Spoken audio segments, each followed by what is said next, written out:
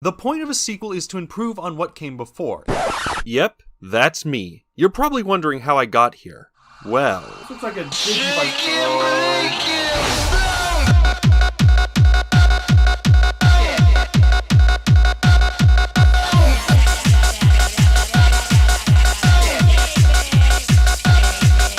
Digimon O2, the sequel of Digimon Adventure. As said earlier, a sequel's job is to improve on what came before, to perhaps even surpass the original. I took this in mind when I watched Digimon O2, looking for things that O2 improved over the original. I even read how back when this aired, many fans felt it surpassed Digimon Adventure. Let me tell you, they must be seeing something I'm not. I mean, they didn't even bother to really change the opening music.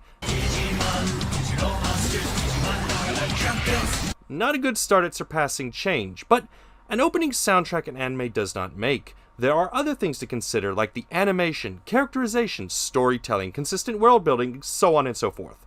With that in mind, let me tell you about Digimon O2 and all 50 episodes of Davis I had to endure, starting with the plot. Time code, let's begin. So our story begins in the digital world as a kid called the Digimon Emperor begins enslaving the Digimon. Get your ass back here! The original Digimon do their best to fight, but without their partners, they are powerless. Also, Gatomon loses her tail ring, but that's not important. Back in the real world, 3 years have gone by. TK and Kari are starting their first day of school. TK in particular sees what he thinks is Tai before realizing he's seeing a kid named Davis. Davis! Comedy works in threes. Expect to see this joke one more time. Davis gets a crush on Kari and is jealous that TK and Kari know one another. Also, we meet Yoli and some kid named Cody. Meanwhile, back in the digital world, Agumon cries out to Tai and Tai finds his way back to the digital world. No, this is never explained, it's just there. Anyway, Agumon tries to digivolve but is unable to. Around the same time, the two find a Digi-Egg. Tai tries to pick it up but finds he is unable to. With the Digimon Emperor's forces closing in, Tai emails for help. Back in the real world, TK and Kari reminisce of times gone by. Davis gets jealous and Yoli brings the email to Kari as she recognizes Kari and Tai having the same last name. The group soon meet up with Izzy, who tells them he got the email also. Yoli and Cody begin to leave as Izzy states that the three will be returning to the digital world. Davis gets curious, light comes from the computer, and Davis, Yoli, and Cody get Digivices. That are of a newer model, to keep the merch going. The three new Digidestined act as expected and are confused as to what these things are. Not wanting to waste time, Kari and TK enter the digital world with Davis following after. Izzy stays behind in order to distract Yoli and Cody. Now, in the digital world, Davis notices he has new clothes. This is actually explained, like 30 episodes later. No, I am not making this up. The group explores a bit before reuniting with their Digimon and Tai. Tai explains that he found a Digi-Egg and tried to lift it but is unable to. He also explains how the Digimon cannot Digivolve for some reason. The other kids tried to lift the egg, but in the end it's Davis who sadly proves worthy. From the egg comes a Vmon confirming that Davis is its partner and Davis is a Digidestined. Some enslaved Digimon attack and the group tries to fight back. They fail because their Digimon are just weaker, even though Gatomon is a champion level Digimon, same as Monochromon. Sorry, being nitpicky. Anyway, Davis somehow learns about Armored Digivolution, and Vmon digivolves into Flamedramon. No, this is not explained. You know what? Digimon O2 has a lot of these things they don't explain. I'm just gonna add this counter right here. Makes my job easier. Monochromon is free, Davis is given the goggles of leadership, and the group returns to the real world, now having to explain what just happened. Meanwhile, back in the digital world, the Digimon Emperor plans his next move. You may have noticed I have not talked about Cody or Yoli. Yeah, they get their Digimon in the next episode. And then the next episode, TK and Kari get their Digivices upgraded? Why this took 3 episodes, I have no idea. I mean, we do get this. I haven't had time to look! Quick, Armored Digiball! Degenerates like you belong on a cross. Back to the story. The group slowly learns that most of their problems can be fixed by destroying these dark spires that have started appearing all over the digital world. By destroying the spires, not only do the dark rings that enslave the Digimon stop working, but Digimon in the area of the spires can digivolve again. Slowly, a resistance of Digimon begins to form against the Emperor. The kids also realize that the Emperor is a kid. If they can find him in the real world, it might be possible to stop him there. There is a catch, of course. They can't access the digital world unless a Digigate opens, and even then they need to have the newer marketable D3s to even use said gate.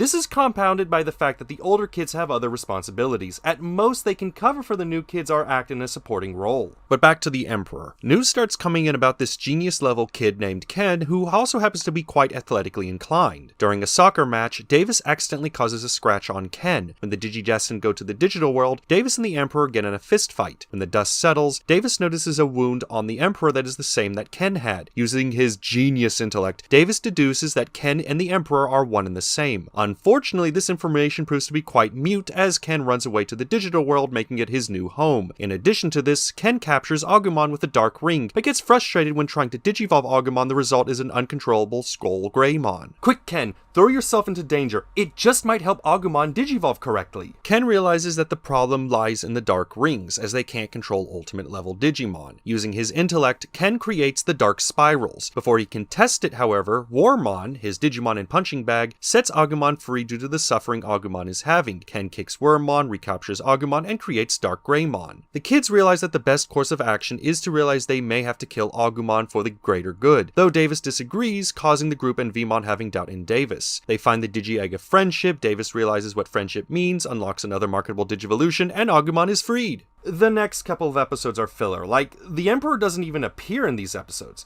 There are 2 episodes that are of note, however. The first is episode 13, His Master's Voice. In it, Kari starts to see a dark ocean, something that calls her. Eventually, Kari just disappears, ending up in a strange world that may or may not be part of the digital world. When TK brings this up to the group, Izzy comments that Kari is unique due to her connection to homeostasis, or something. Anyway, TK eventually finds her and the two destroy the Dark Spire in the area. However, things get weird as weird monsters start to beg for Kari to be her queen. She refuses and the monsters leave. Cthulhu, I mean Dragumon, makes a guest appearance with the promise to return. While the Dark Ocean returns, Dragumon does not. The next is episode 17, Ghost of a Chance. It's the anniversary of Myotismon's defeat when a strange ghost has been detected messing with recording equipment. Both the old and new Digidestined go to a TV station to find the ghost of Wizardmon. He leaves a cryptic message about kindness releasing a golden radiance, and how kindness alone will not defeat the darkness. So basically Kingdom Hearts. We also learn that the new Digivices can open portals anywhere and not just the school lab due to the power of the kids.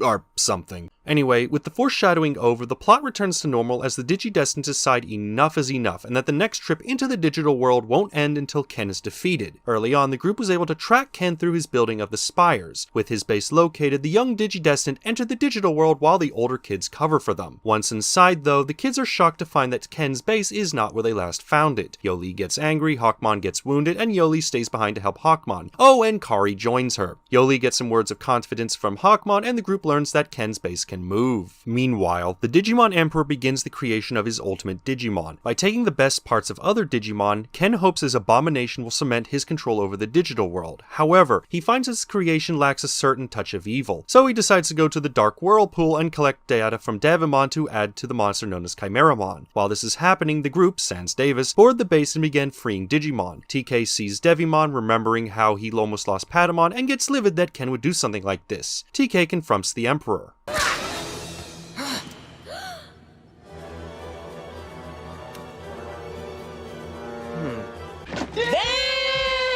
Yeah, even Ken realizes he fucked up, and TK reminds him of his fuck up by beating his ass. I have no words, play the Friday clip again. Despite the MMA beatdown, Ken is able to create his monster and unleash it, defeating the Digidestined. However, his victory is short-lived as Chimeramon proves too difficult to control. Ken leaves to think if he did something wrong. Wormmon, realizing the only way to save Ken is to help the Digidestined, leads Davis to the control center of the base. There, Davis finds the golden Digi-Egg of Miracles. Veemon digivolves into Magnamon and fights Chimeramon. Wormmon and the Digidestined try to talk sense into Ken, but Ken refuses. Eventually, Magnamon starts to lose power, giving Chimeramon the advantage.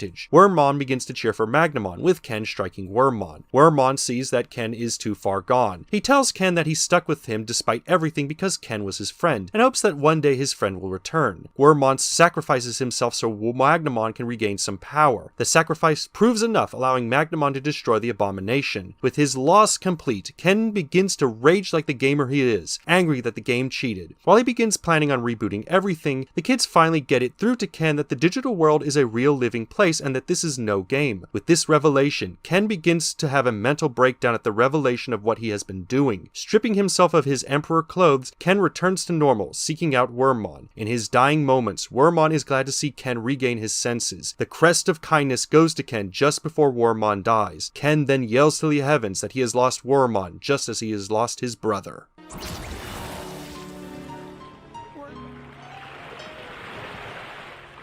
Oh, I wish. We still got 30 episodes. Ken returns to his home trying to process everything, gaining slight amnesia in the process. Trying to regain his memories, Ken goes on a spirit journey to find himself. From this journey, we learn that Ken lived in the shadow of his older brother Sam. Now, Sam was a prodigy, able to do anything. Ken looked up to Sam, even though Sam was cold at times. One day, a Digivice materialized in their room. Sam thought the device was his and stored the thing away. Ken, meanwhile, took the device and went on an adventure that he does not remember. Returning home, Sam lost confidence in Ken, locking the device away. Ken wished Sam would die. And he does! Ken enters a stupor, realizing his family no longer had a prodigy. He then received an email that made some promises, which led Ken to become the Digimon Emperor. But wait, there's more! Coming back to his senses, Ken realizes that he has no recollection of his time in the digital world during that first visit, nor why he's drawn to the digital world, or who this kid is and why he's connected to the Wonder Swan.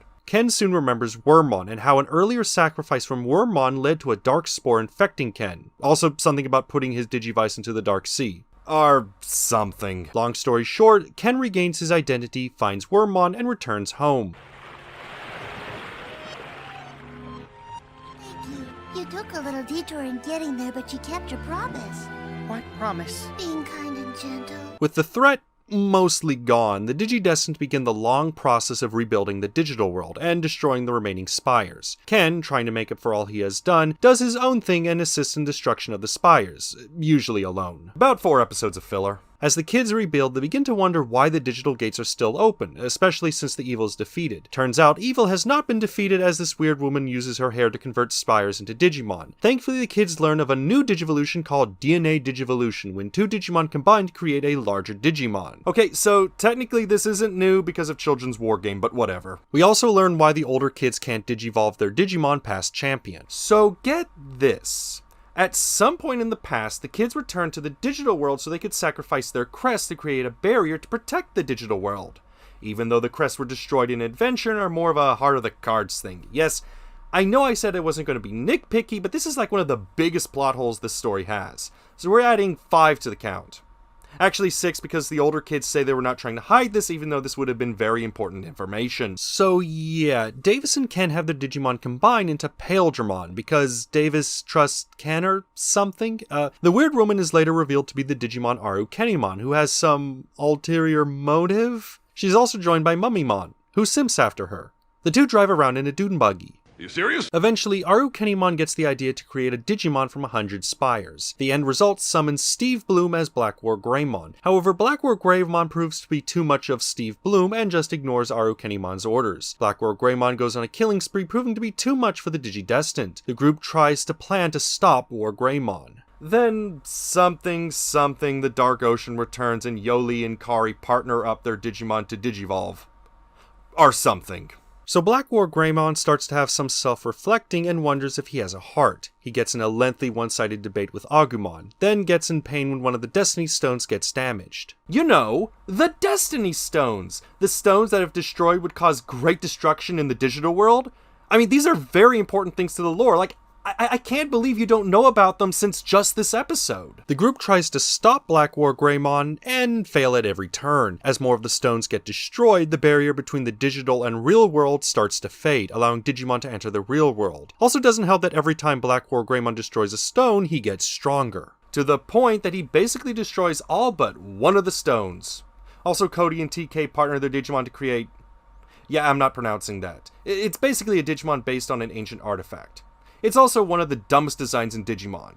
And that's saying something when the scale of Digimon is monster made up of guns or scantily clad women. There is no in-between. Before Black War Greymon can destroy the last Destiny Stone, Shenron appears and drops some exposition. Basically, Black War Greymon's existence is to be hated because he is made of evil. Oh my god. Yeah, welcome to the club, pal. Black War Greymon leaves, I assume to do voice work as Steve Bloom. Shenron tells the kids he'll be rebuilding the Destiny things, and Arukenimon and Mummymon still exist. Back to reality. Everyone starts preparing for Christmas. Because Christmas. TK's mom meets up with a weird man who knows more about what happened years ago. Something foreshadowing. Ken invites the Digidestined to a party, Davis suggests they play strip poker, What do you guys want to play? How about strip club? and the older kids get to spend some time with their Digimon. We get some character development with Sora and Matt becoming close, with Tai accepting this. It's a short scene. But the plot demands action as the Black Spires start to appear in the real world, causing Digimon to start appearing and causing destruction. Like stopping Matt's concert. Wasn't that good to begin with. I hear Matt now plays for a band called World on the Knife. The invading Digimon are dealt with, or at least the ones in this town. As it turns out, Dark Spires have been appearing all over the Earth, causing Digimon to run amok. Thankfully, Paildramon gains a new form that basically works like a supersonic jet. Also, Shenron sends a rejuvenated Gennai to give the power of Digivolving to Ultimate back to the original Digimon to assist in taking down the other Digimon. He also reveals that he and a cabal of other Gennais have been acting in secret to prevent the world's governments from knowing about the digital world and colonizing it. Basically, we have the World Tour episodes, or as I like to call it, World Destruction Tour! the Digidestined split off into different groups, save the world, and everything returns to normal for Christmas. And then the Daemon Corps attack. You know, the Demon Corps? An evil group of Digimon that have been plotting to take over from the beginning and not just something added in at episode 43 of 50? So yeah, the Daemon Corps arrives looking for Ken because he has the Dark Spore. But Ken is found first by that creepy guy. Named Orikawa, Orikawa has known Ken for a long time. In fact, he was the one who sent the email that convinced Ken to become evil. He also reveals that he is Arukenimon and Mummimon's leader. And technically father. Because Orikawa used his DNA to make them. I am uncomfortable. Orikawa plans on copying the seed in Ken and planting copies into the other kids. Which he uses with a barcode scanner? I mean, the kids get some weird tats on their neck. Does that mean Agent 47 has a black spore? Anyway, the Demon Corps causes some ruckus wanting the Dark Spore. The kids have some moral problems killing the Demon Corps and then banishes the leader to the Dark Ocean.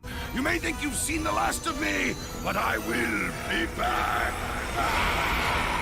This was the last we ever saw of him. Orikawa eventually bounces and the kids are saved. Well, mostly. Because they have the dark spores, they start to act evil. The Digidestined decide to keep an eye on the kids, both to monitor them and to find Orikawa, who has gone into hiding.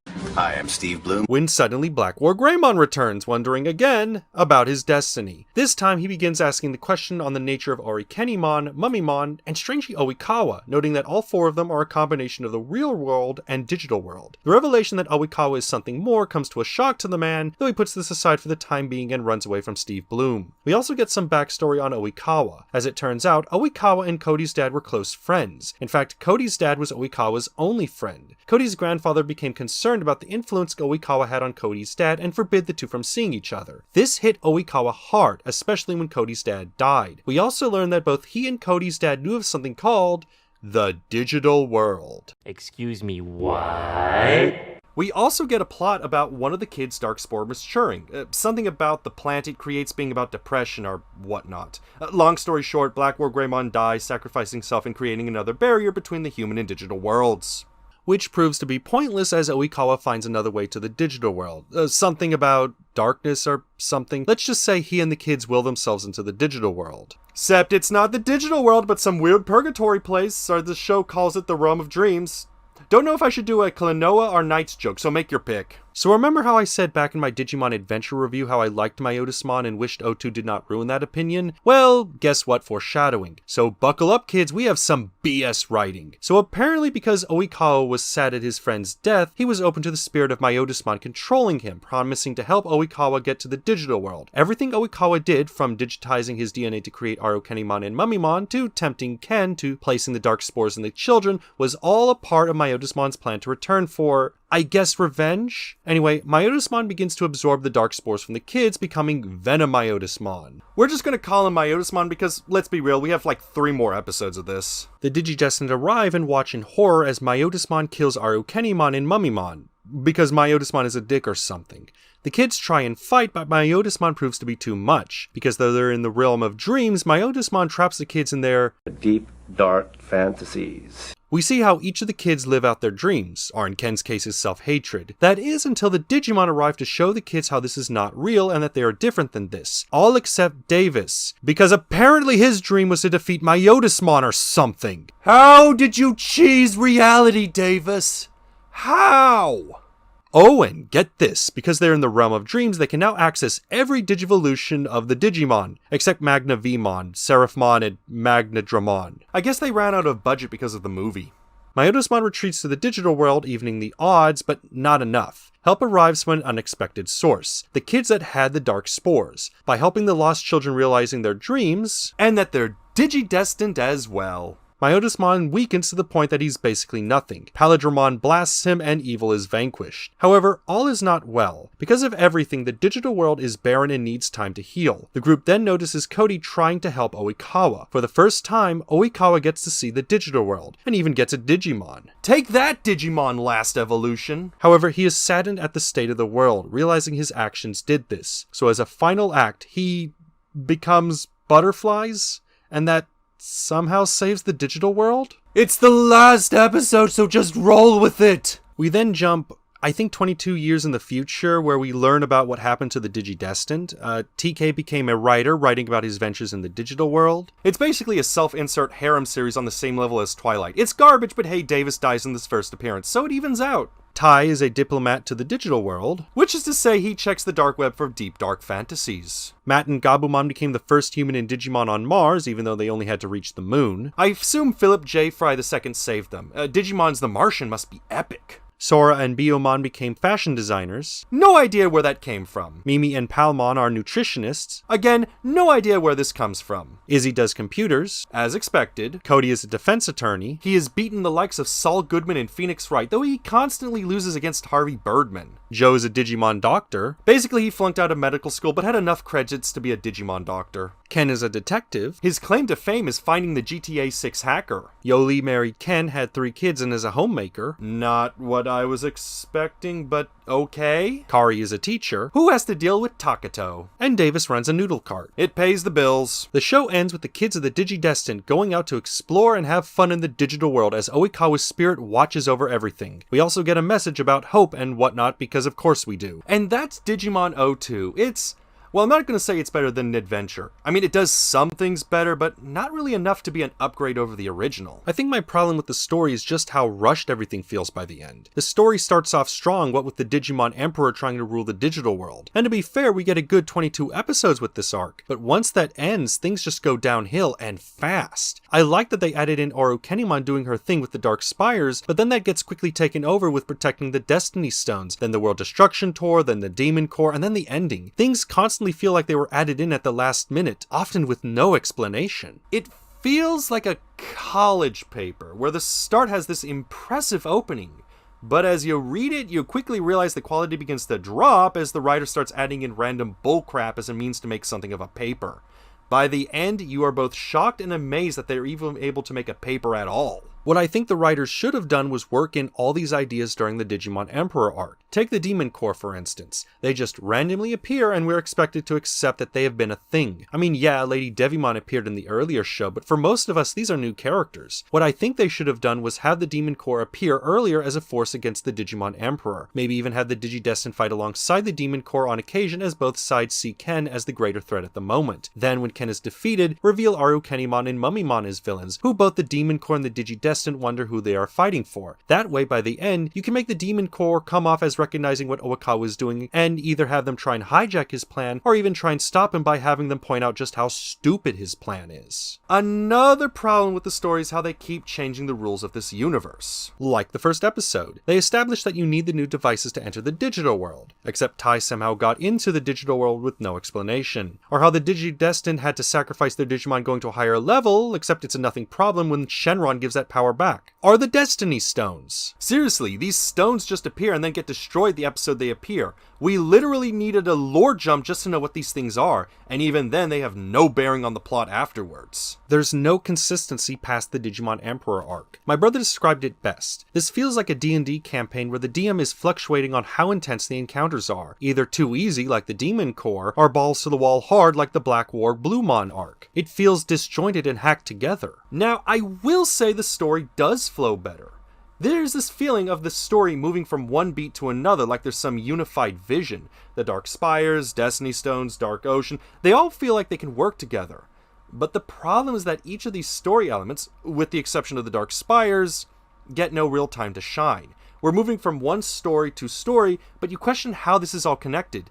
Kinda get the feeling they ran out of time and just added in things all at once. Script-wise, I don't feel any improvement over what came before. Not much was improved over Digimon Adventure. The characters feel very bland and at times forgettable. I mean, you remember them, but only just. I mean, yeah, Digimon Adventure had a similar problem, but at least in Digimon Adventure, each of the characters had something to try and make that character their own identity. In O2, it's not really present, and in some cases not even brought up until the very last moment. Speaking of characters, it might be best to start talking about our cast of DigiDestined, starting with the best and ending on Davis. Ken was without a doubt the best character in this season. Starting out as an antagonist, Ken initially comes off as this well-organized villain. We're talking about a kid who somehow took over the digital world, but as the arc continues, we start to see him second-guess himself, and we're reminded, oh yeah, this is a child. I especially liked in the early episodes how Wormmon stays with Ken despite everything, how Wormmon still sees good in Ken and hopes Ken will change. By the end of the arc, we see Ken brought down to nothing before it gets revealed to him that the digital world is real, and at the sudden realization that this is no game, but actual reality. Which I must say, as someone who plays a lot of games, makes me wonder about Hearts of Iron 4 campaigns.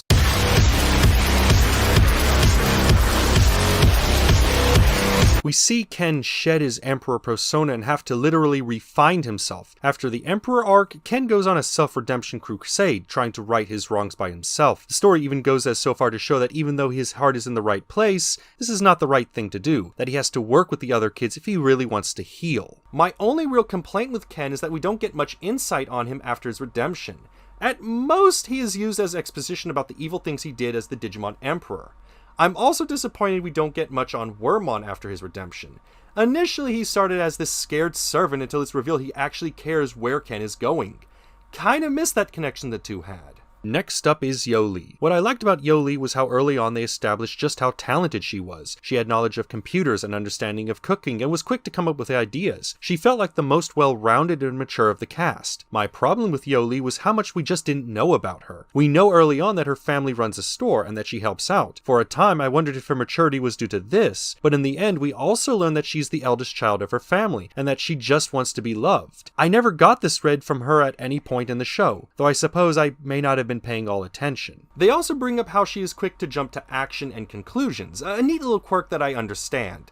Just kind of wish it was more prevalent. As for Digimon Hawkmon, I mean outside of his British voice, I got no read on him. Don't really remember much other than him supporting her, so Also, no idea what Yoli was thinking about with Mimi. Like, really, what is this? At least her wanting to be a housewife and a mother had an explanation.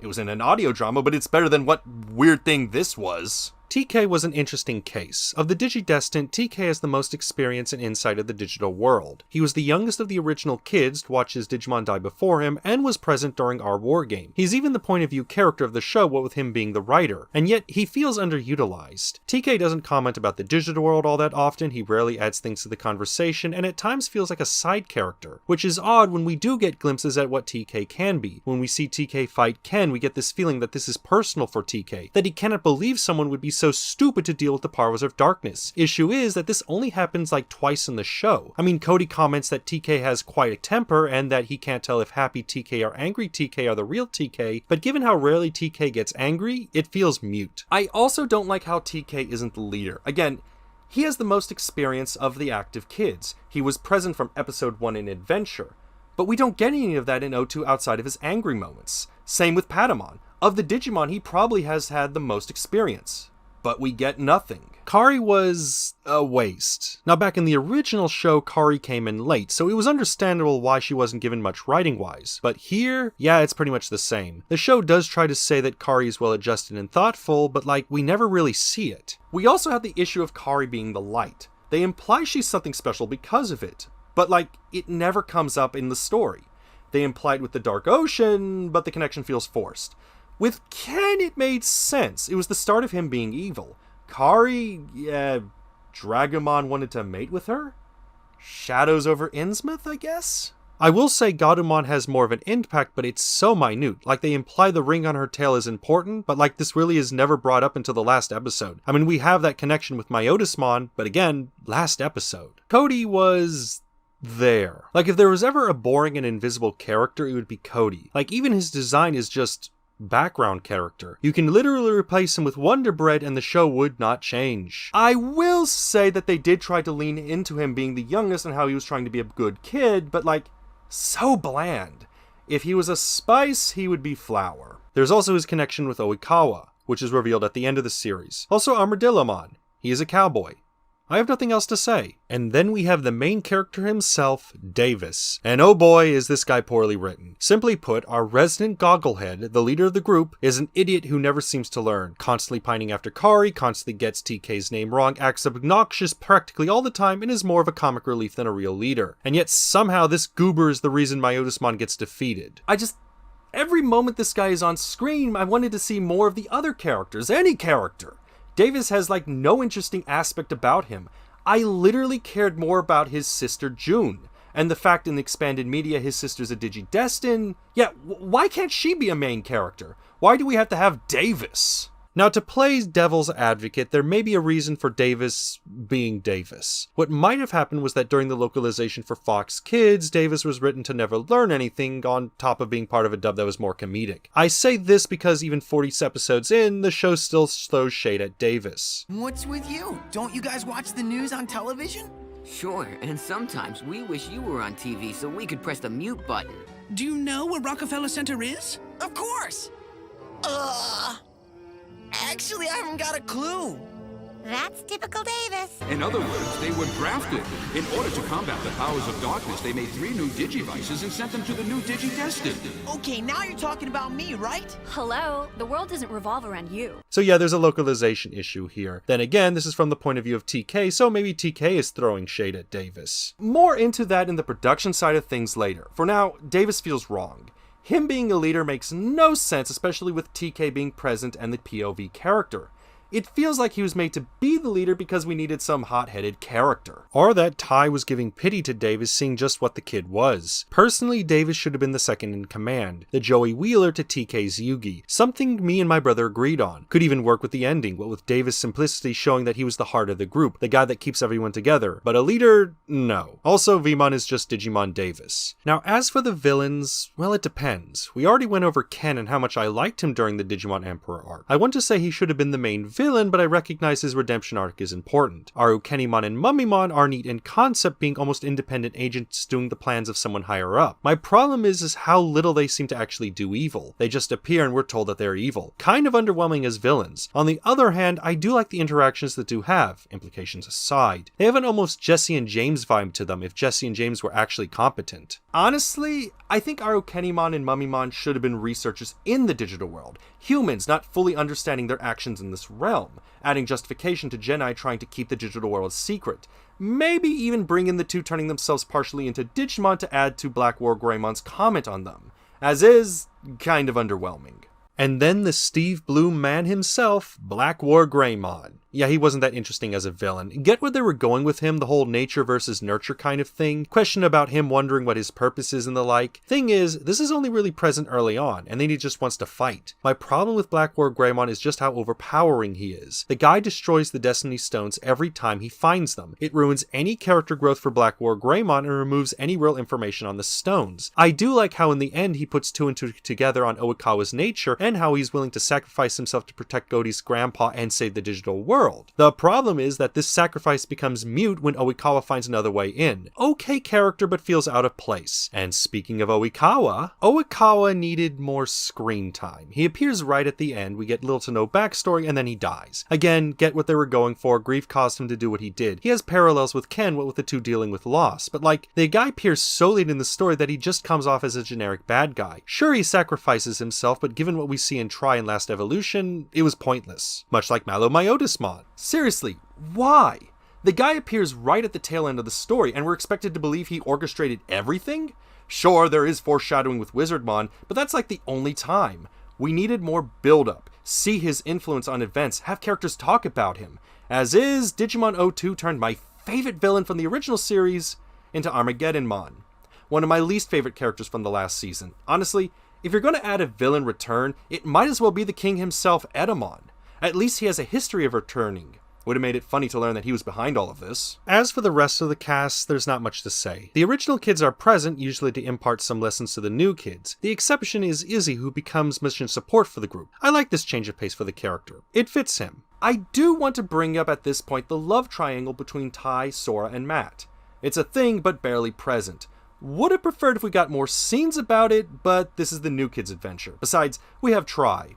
Anyway, rest of the supporting cast. June was a rather surprising character. At first you think she's going to be a one-shot that appears because of Davis, but no, she makes numerous appearances, mostly the Pine After Matt, but it's something. Again, kind of wish she was a main character over Davis. The parents of the kids do make appearances, but it's rather limited when compared to the original series. Special note to Cody's grandpa, who happened to know about the digital world in Oikawa through Cody's father. Kind of wish he would reveal more about Cody's father earlier, but such is life. The rest of the supporting cast exist.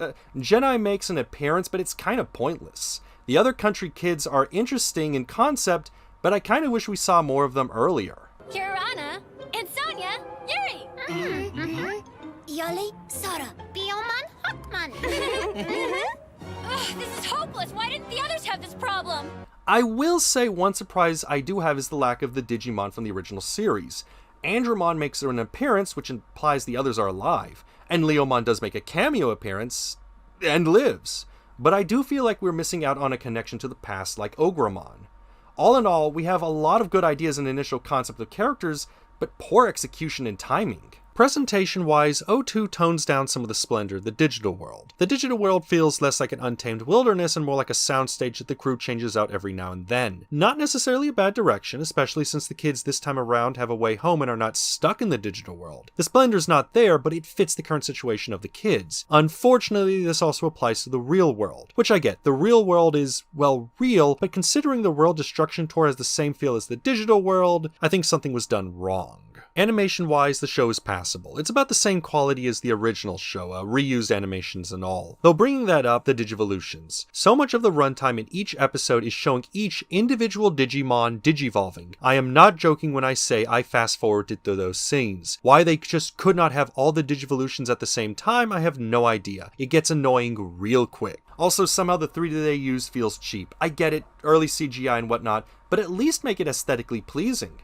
Digimon Adventure did this so much better. While on the subject of presentation, the characters' designs. Kind of a mixed bag. Some of the designs like Kari and Ken work. They tell us a bit of the character, like how Kari has grown up or how Ken is still searching for who he is after ripping his emperor clothing off him and no longer being his older brother. But for others... In universe, they say the clothes are meant to represent the character's inner image of themselves. Kind of like the Matrix, I guess. We haven't even reached Tamers yet and already we're making Matrix references. But that aside, some of these designs make no sense. I mean, I get Davis. He's hot-headed, so having the Guy Fieri bomber jacket makes sense. But someone like Yoli? Why does she have a pilot outfit? I get that her Digimon is Hawkmon, but what does the clothes mean about Yoli? Is she trying to be adventurous? Is she trying to fly away from her problems, reach new heights? Cody's design seems to make him even more bland to the point that I forgot his clothes change. Given we are told that he does kendo, kinda surprising it has no influence on his clothes. And finally, TK's hat. He went from a helmet to a bucket.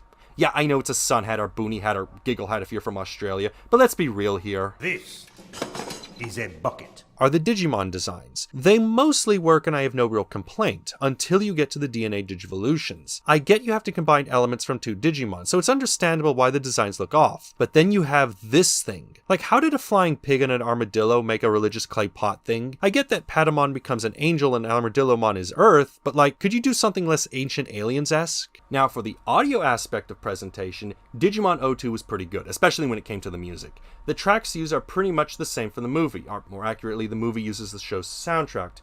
Kinda messed up reviewing the movie first, but we'll get to that later. Back to the music. It was good. Paul Gordon, Jason Gochin, and Jason Radford made some amazing tracks, with the exception of Change Into Power. Thankfully that song only plays once in the show. Otherwise, it's a major improvement over the original.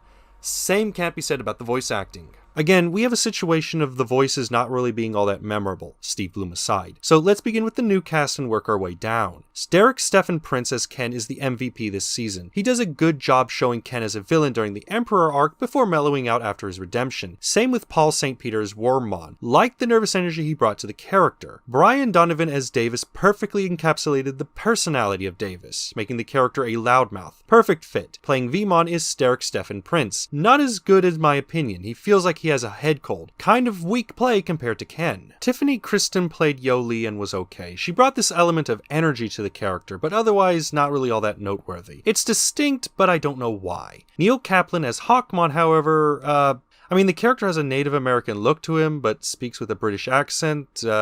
Tecumseh fought alongside the British during the War of 1812, so I guess, yeah, I got nothing. Moving on. Doug Erholtz as TK was interesting. Originally he voices Metal Seadramon in Adventure, and now voices TK. He did a good job making it sound like this is TK's voice after growing up a few years. It felt natural. Laura Summer as Patamon? Don't change what works. Phyllis Sempler, may she rest in peace, voices Cody and returns as Mimi. Let me just say, it is amazing how she makes an already bland character even more bland. Just, wow, I am impressed. Robert Axelrod, may he rest in peace, plays Armadillomon as well as Wizardmon. It's an okay voice. Finally, Laura J. Miller reprising her role from Adventure as Kari. Kind of wish they used her more, but it is what it is. Eddie Mirman also returns as Gatomon. Again, it is what it is. Villain-wise, lots of Digimon alumni. Richard Epcar returns as Myotismon, is alright. Mari Devon voices Arukenimon, again, okay. Kirk Thurton as Mummymon, quite memorable, reminds me of James from Pokemon. New to this series is Jameson Price as Oikawa. Deep voice, fits him being a villain, did a good job, I don't have much to say. And finally, Spike Spiegel himself, Steve Blum, as Black War Greymon. It's Steve Blum, what do you expect? Good voice, though honestly not his best role. Don't worry. Tamers will be next. Interestingly enough, Steve Blum would also voice a few other characters, especially when Jeff Nimoy and Bob Bukatz left the writing team near the end of the series, something we'll get into with the production side of things. But before that, final thoughts on the voice cast. They did a decent job. Some strong actors here, though not necessarily their best roles. Also a lot of Digimon alumni here, which we'll see become a reoccurring thing in the series. Speaking of series, best we move on to the production side of things, and we have our work cut out for us. What if I told you that the production of Digimon O2 was a shit show?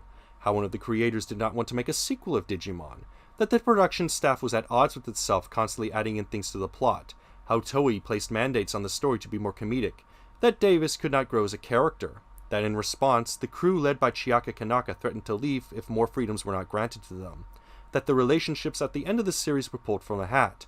What if I told you that all of this was lies, rumors at best? No. I don't believe it. It's not possible. I didn't say it would be easy, Neo. Just reporting what I found. Stop. Let me out. Let me out! Yeah, so there are some rumors floating around about the production of this series, not helped with what happened on the English side of things, so maybe it's best I clear up the waters to the best of my understanding. First, on the subject of one of the creators not wanting to continue. As far as I can tell, this was not the case, especially since O2 began production around the end of Digimon Adventure. If there was any protest, I can't find who it was. I suspect this rumor came about when Last Evolution came into being, as one of the creators did show unhappiness at what was being done. Second, the mandates. Again, I can't find anything on this, and maybe a confusion with what happened in the US on the show. Third, on the writers. The only problem the writers had was how the team was split between the heroes and villains, and that the writer on the villains side felt that he was somewhat unexperienced. Mistranslation of that, and possibly the development of the movies, may have created this rumor. That and the show's constant changes. Mandate-wise, nope, can't find anything, and probably a miscredit to what happened in the US. Kanaka leading the writers in revolt? No, not this time. It's totally made up. Pure fiction.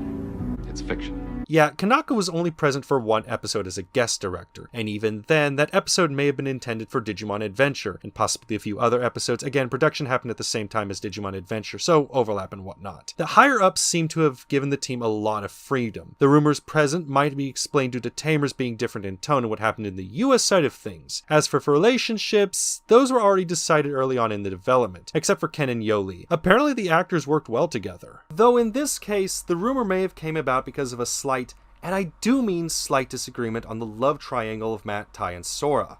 which is to say there was a failure of communication.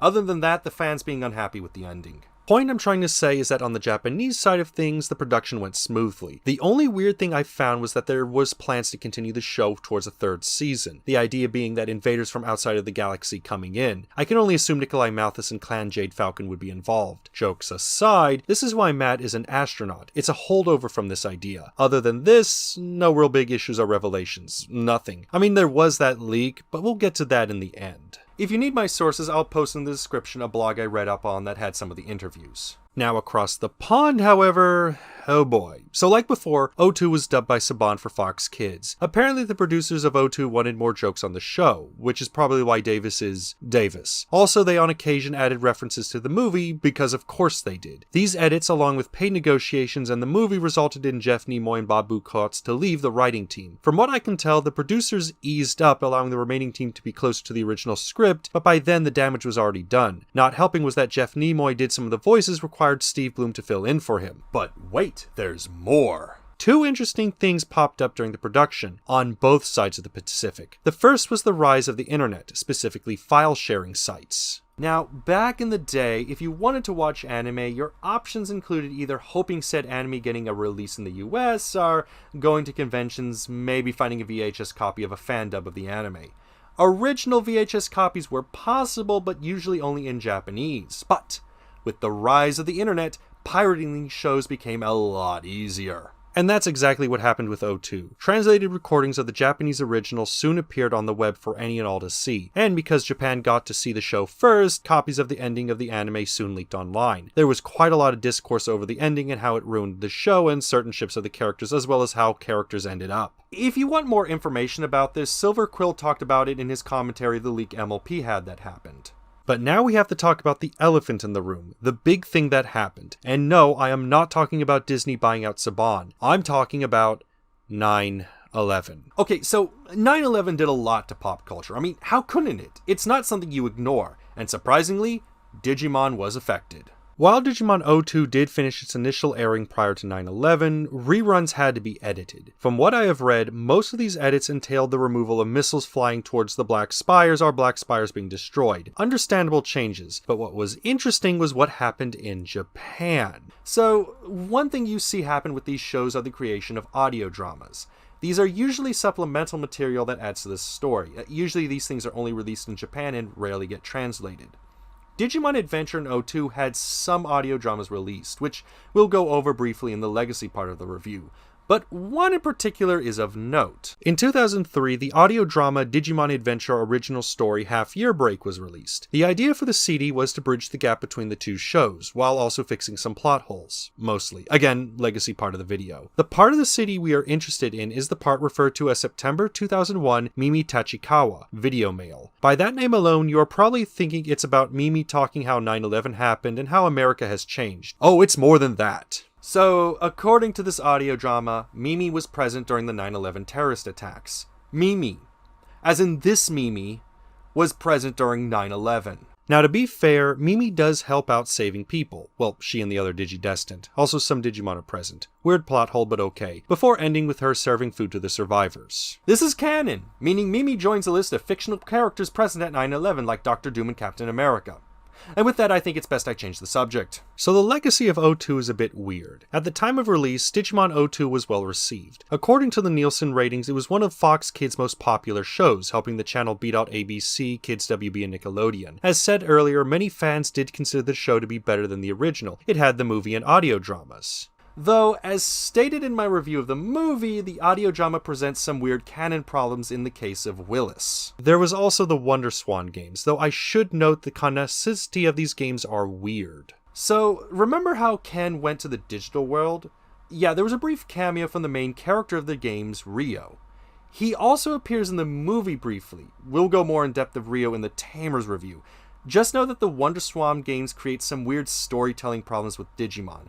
I just assume they're not canon. Again, we will go over this more in Tamers. And that might be the problem O2 has when it comes to legacy, Digimon Tamers. In the grand scheme of things, O2 is the middle child between the older Adventure series and the well-loved Tamers series. Think of it like this. Digimon Adventure has the two OVAs, one of which is considered the best part of the movie, Tri, Last Evolution, the PSP game, and the reboot. Tamers has Adventures, Runaway Locomon, Renamon, and the controversy of Shiaka Kanaka. What does O2 have? The two-part OVA that is not well liked, a well-received sequel film, Diaboromon's Revenge, brief cameo appearances of the cast dying in Tri, and brief cameo appearances in Last Evolution. Though, as I say this, there is another film in the works, but apparently that film is about the first Digidestin, not the O2 cast. Granted, it's still early on in development, but I don't have high hopes for the O2 cast.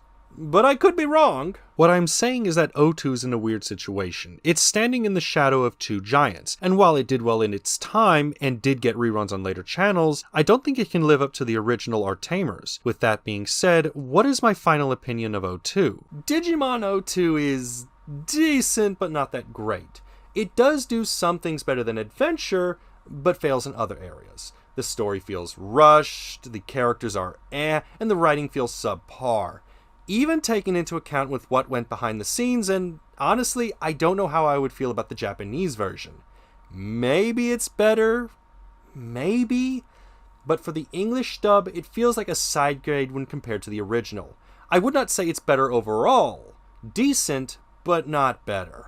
I'm not saying don't watch this season. If you're a fan of Digimon, go right ahead, but I would not blame you if you skip this season. If you want a taste, at least watch the first 22 episodes. They are some of the best the season has to offer. Any further, and I fear you will lose interest. And if you want to watch the show, it's not that hard to find. From what I have read,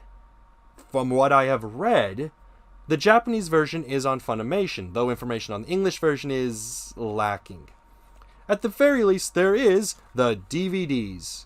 No word yet on the Blu-ray, though given Adventure received one, I suspect O2 will get a Blu-ray release soon enough. And well, yeah, that's Digimon O2. A decent anime. Good for fans and kids, but honestly not my cup of coffee. Now, Tamers, on the other hand, oh boy, now we get to the fun stuff.